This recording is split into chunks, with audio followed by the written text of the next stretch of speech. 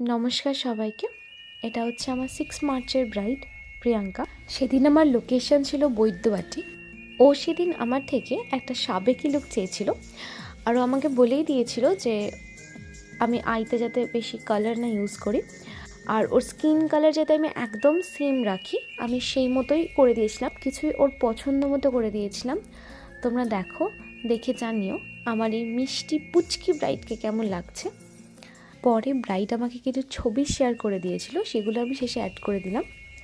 আমাদের bridal bookings এখনও চলছে, যারা যারা আমাকে বুক করতে চাইছো চটপট বুক করে ফেলো। টাটা, দেখা হচ্ছে নতুন একটি ভিডিও নিয়ে।